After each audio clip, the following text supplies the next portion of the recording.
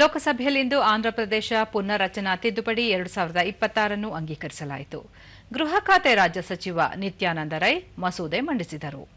ಅಮರಾವತಿಯನ್ನು ಆಂಧ್ರಪ್ರದೇಶದ ಏಕಮಾತ್ರ ರಾಜಧಾನಿಯಾಗಿ ಮಾನ್ಯತೆಗೊಳಿಸುವ ಉದ್ದೇಶವನ್ನು ಈ ಮಸೂದೆ ಹೊಂದಿದೆ.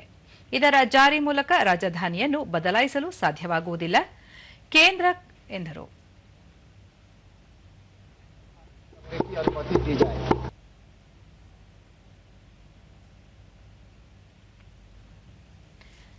ಕೇಂದ್ರ ಕಲ್ಲಿದ್ದಲು ಸಚಿವ ಜಿ ಕಿಶನ್ ರೆಡ್ಡಿ ಅವಿಭಜಿತ ಆಂಧ್ರಪ್ರದೇಶ 2 ಭಾಗವಾದ ಸಂದರ್ಭದಲ್ಲಿ ತೆಲಂಗಾಣ ಅಭಿವೃದ್ಧಿಯಲ್ಲಿ ಹಿಂದುಳಿದಿತ್ತು.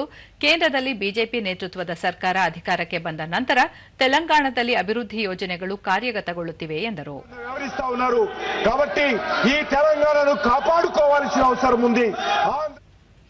ಬಿಜೆಪಿ ಸದಸ್ಯೆ ಡಿ ಪುರಂದರೇಶ್ವರಿ ಈ ಹಿಂದೆ ಚಂದ್ರಬಾಬು ನಾಯ್ಡು ನೇತೃತ್ವದ ಸರ್ಕಾರ ಅಮರಾವತಿಯನ್ನು ರಾಜಧಾನಿಯನ್ನಾಗಿ ಘೋಷಿಸಿತ್ತಾದರೂ ನಂತರ ಅಧಿಕಾರಕ್ಕೆ ಬಂದ ವೈಎಸ್ಆರ್ಸಿಪಿ ಸರ್ಕಾರ ವಿಕೇಂದ್ರೀಕರಣದ ಹೆಸರಿನಲ್ಲಿ ತನ್ನ ಹಿತಾಸಕ್ತಿಗಾಗಿ 3 ರಾಜಧಾನಿಗಳನ್ನು ಮಾಡುವ ನಿರ್ಣಯ ತೆಗೆದುಕೊಂಡಿತು.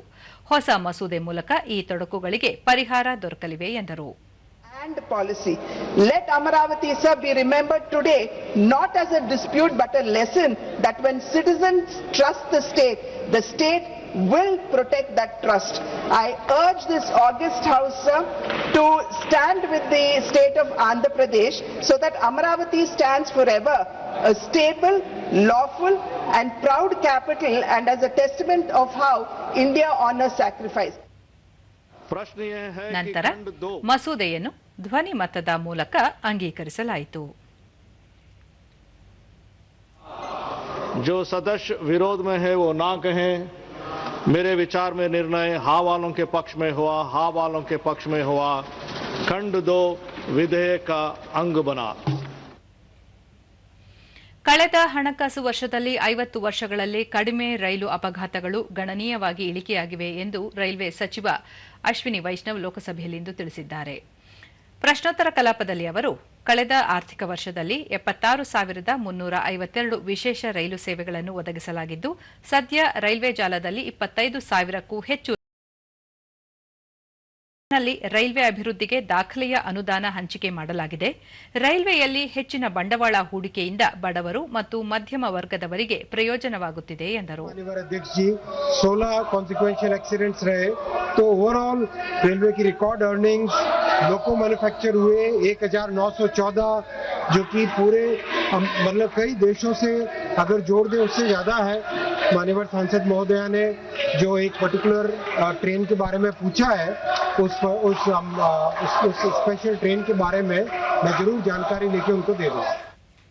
कांग्रेस ने जो ಪ್ರಶ್ನೋತ್ತರ ಕಲಾಪದ ನಡುವೆ ಕಾಂಗ್ರೆಸ್ ಮತ್ತು ಪ್ರತಿಪಕ್ಷಗಳ ಸದಸ್ಯರು ವಿದೇಶಿ ದೇಣಿಗೆ ನಿಯಂತ್ರಣ ತಿದ್ದುಪಡಿ ಮಸೂದೆ ವಿರೋಧಿಸಿ ಘೋಷಣೆಗಳನ್ನು ಕೂಗಿದರು.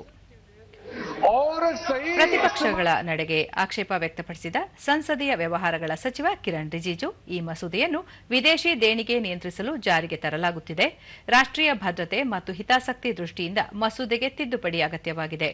ಯಾವುದೇ ಧರ್ಮ ಇಲ್ಲವೇ ಸಮುದಾಯವನ್ನು ಗುರಿಯಾಗಿಸಿಕೊಂಡು ಮಸೂದೆ ಜಾರಿ ಮಾಡುತ್ತಿಲ್ಲ. ಕೇರಳದಲ್ಲಿ ಚುನಾವಣೆ ಹಿನ್ನೆಲೆಯಲ್ಲಿ ಕಾಂಗ್ರೆಸ್ ಮತ್ತು ಸಿಪಿಎಂ ಈ ವಿಷಯವಾಗಿ ಜನರನ್ನು ದಾರಿ ತಪ್ಪಿಸುವ ಕೆಲಸ ಮಾಡುತ್ತಿದೆ ಎಂದು ಟೀಕಿಸಿದರು.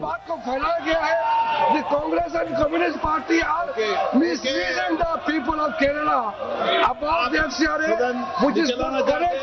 Please don't mislead the house. Please don't mislead the people of Kerala for the sake of election. सदन की कार्रवाई आज 12 बजे तक के लिए स्थगित की जाती है.